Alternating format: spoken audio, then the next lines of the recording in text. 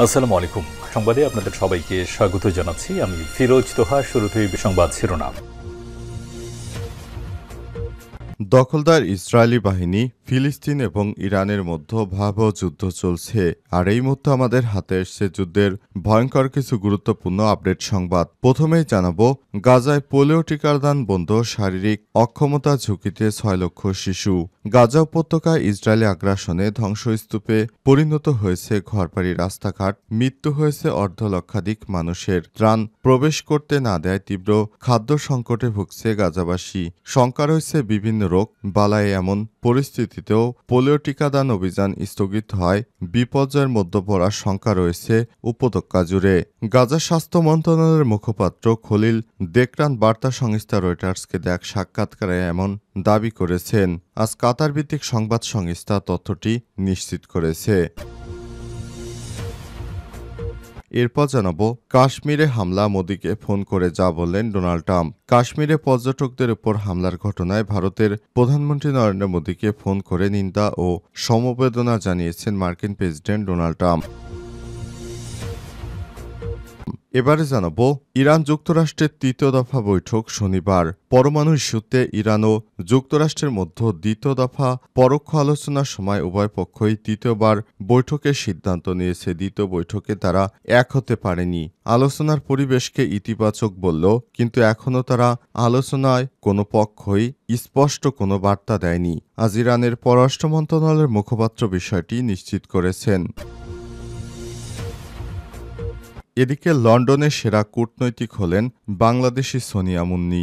লন্ডনে বাংলাদেশের high commissioner first secretary Sonia Munni young diplomat of the year 2025 পুরস্কার ভূষিত হয়েছেন। লন্ডনে কূটনৈতিক অঙ্গনে অবদানের স্বীকৃতি স্বরূপ ডিপ্লোম্যাট ম্যাগাজিন কর্তৃক তাকে এই পুরস্কার প্রদান করা হয়। আজ লন্ডনে হিলটন হোটেলে এই পুরস্কার প্রদান অনুষ্ঠানে উপস্থিত হয়ে তিনি তার পুরস্কার গ্রহণ করেন। এবং সর্বশেষ জানাবো, রাজধানীতে বড় সমাবেশ ডেকেছে বিএনপি। রাজধানীতে বড় সমাবেশের ডাক দিয়েছে বিএনপি। বিভিন্ন জেলা ও বিভাগ শহর থেকে নেতাকর্মীরা এতে অংশগ্রহণ করবেন। আগামী 1 মে মহান শ্রমিক দিবস উপলক্ষে এই মহাসমাবেশ ডেকেছে বিএনপি। এতে দলের ভারপ্রাপ্ত চেয়ারম্যান তারেক রহমান অতিথি হিসেবে লন্ডন থেকে ভার্চুয়ালি যুক্ত হবেন। প্রিয় দর্শক, এতক্ষণ শুনছিলেন সংবাদ শিরোনাম, এবারে বিস্তারিত। তবে তার আগে বন্ধুরা, অনুরোধ থাকবে এই সংবাদটিতে একটি লাইক দিন। এই চ্যানেলে আপনি নতুন হয়ে থাকলে আমাদের সংবাদটি দেখতে দেখতে চ্যানেলটি সাবস্ক্রাইব করে রাখুন। কমেন্ট করে বন্ধুরা আপনার মূল্যবান মতামত জানিয়ে দিন আপনি বিশ্বের কোন দেশ থেকে বা বাংলাদেশের কোন স্থান থেকে আমাদের সংবাদটি দেখছেন এবং শুনছেন। গাজা যুদ্ধে আপনি যদি নিরীহ ফিলিস্তিনিদের ভালোবেসে থাকেন, কমেন্টে ইয়েস লিখে বিশ্ববাসীকে জানিয়ে দিন। গাজায় পোলিও টিকাদান বন্ধ, শারীরিক অক্ষমতা ঝুঁকিতে 6 লক্ষ শিশু। গাজা উপত্যকায় ইসরায়েলি আগ্রাসনে ধ্বংসস্তূপে পরিণত হয়েছে ঘরবাড়ি, রাস্তাঘাট। মৃত্যু হয়েছে অর্ধলক্ষাধিক মানুষের। ত্রাণ প্রবেশ করতে না দেয় তীব্র খাদ্য সংকটে ভুগছে দেশবাসী। গাজাবাসীর সংখ্যা রয়েছে বিভিন্ন রোগ বালায়। এমন পরিস্থিতিতে পোলিও টিকাদান অভিযান স্থগিত হওয়া পর্যায়ের মধ্যে পড়ার সংখ্যা রয়েছে উপত্যকা জুড়ে।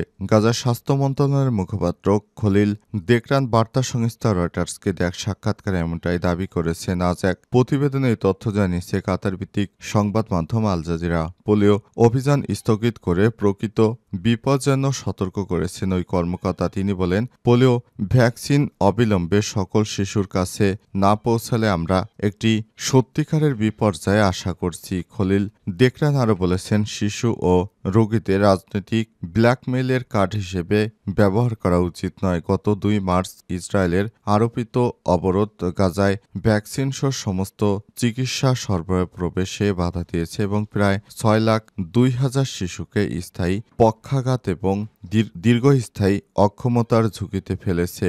গত বছর গাজায় 20 বছরের বেশি সময়ের মধ্যে প্রথমবারের মতো পুনরায় আবির্ভূত হয়েছিল পোলিও। একটি 10 মাস বয়সী শিশু আক্রান্ত হয়েছিল এই রোগটিতে। এরপর থেকে জাতিসংঘ, ফিলিস্তিনের স্বাস্থ্য মন্ত্রণালয় এবং অন্যান্য সংস্থাগুলো গত বছরের সেপ্টেম্বর, অক্টোবর এবং চলতি বছরের ফেব্রুয়ারিতে 3 দফা টিকাদান করেছে।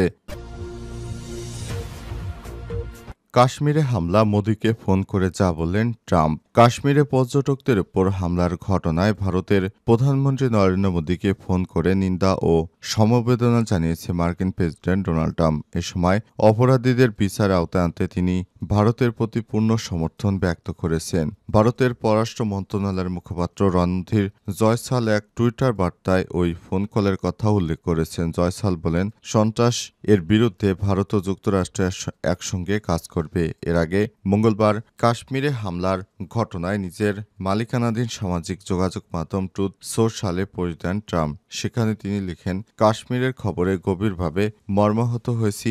সন্ত্রাসবাদের বিরুদ্ধে লড়াইয়ে যুক্তরাষ্ট্র বলিষ্ঠভাবে ভারতের পাশে রয়েছে। ঘটনার নিন্দা জানিয়েছে রাশিয়ার প্রেসিডেন্ট ভ্লাদিমির পুতিনও। এছাড়াও সৌদি আরব, ইসরায়েল, ইতালি, সংযুক্ত আরব আমিরাত সহ বিভিন্ন দেশ এই হামলার নিন্দা জানিয়েছে। প্রসঙ্গত, মঙ্গলবার বিকেলে ভারত নিয়ন্ত্রিত কাশ্মীরের পেহেলগামে বৈশারণে পর্যটকদের উপর হামলা করে বন্দুকধারীরা।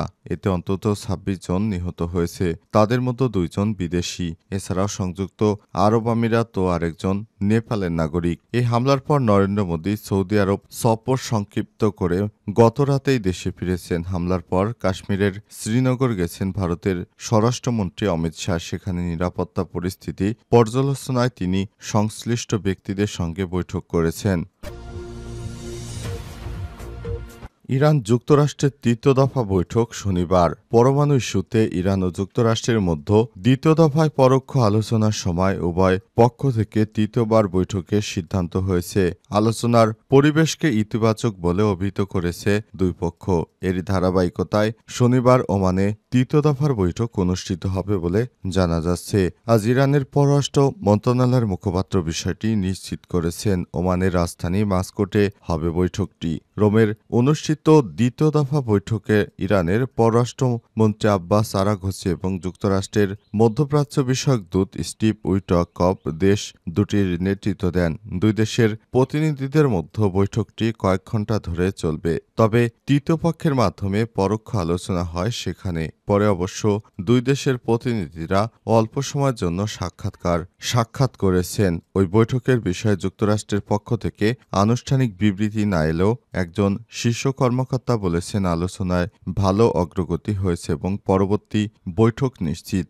আগামী সপ্তাহে কারিগরি বিশেষজ্ঞদের মধ্যে আলোচনা হওয়ার কথা রয়েছে, যেটি মূল আলোচনা এগিয়ে নেওয়ার ক্ষেত্রে গুরুত্বপূর্ণ হতে পারে। আরাঘচি আরও বলেছেন, আশাবাদী কিন্তু হতাশ নই, আমরা বাস্তববাদী অবস্থানে রয়েছি।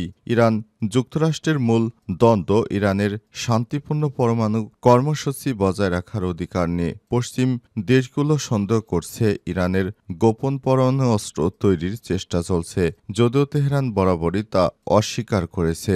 ইরান পারমাণবিক অস্ত্র তৈরির চেষ্টা করছে। যুক্তরাষ্ট্র সহ পশ্চিমা দেশগুলো এই অভিযোগ দীর্ঘদিন ধরে করে আসছে। ২০১৫ সালে পরমাণু কর্মসূচি সীমিত করতে তেহরানের সঙ্গে একটি চুক্তি করেছিলেন সাবেক প্রেসিডেন্ট বারাক ওবামা। ২০১৮ সালে যুক্তরাষ্ট্রকে সেই চুক্তি থেকে সরিয়ে আনেন ডোনাল্ড ট্রাম্প। এরপর গত সপ্তাহে দ্বিতীয়বারের মতো ইরানের শীর্ষ পর্যায়ের বৈঠক করে যুক্তরাষ্ট্রে ইরান স্পষ্ট জানিয়েছে, চলমান আলোচনা কেবল তাদের পরমাণু কর্মসূচি ও নিষেধাজ্ঞা প্রত্যাহারের মধ্যেই সীমাবদ্ধ রাখতে হবে।